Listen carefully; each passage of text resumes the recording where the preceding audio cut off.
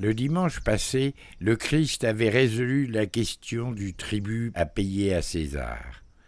Ce même jour, les Sadducéens, qui ne croyaient pas en la résurrection des morts, étaient venus vers lui pour l'interroger sur la question de la résurrection.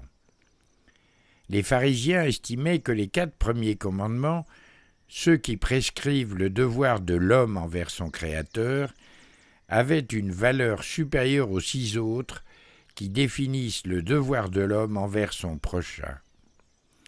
Or, pour Jésus, cette interprétation avait des limites. Il leur avait montré la nécessité des bonnes œuvres.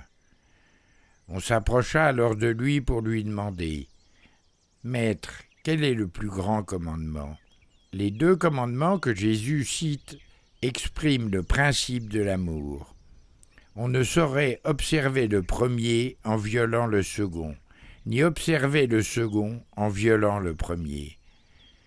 Si l'on donne à Dieu la place qui lui revient dans le cœur, on donnera aussi au prochain la place qui lui appartient. Nous l'aimerons comme nous-mêmes. Aimer Dieu par-dessus tout permet d'aimer le prochain d'une manière impartiale. Puisque tous les commandements se résument dans l'amour pour Dieu et pour l'homme, il s'ensuit que l'on ne peut transgresser un seul de ces préceptes sans en violer le principe. Le Seigneur présente les 4 premiers et les 6 derniers commandements comme formant un tout divin, et il nous enseigne que notre amour pour Dieu se manifeste par l'obéissance à tous ses commandements. Tout par amour et rien par haine. Dieu vous bénisse.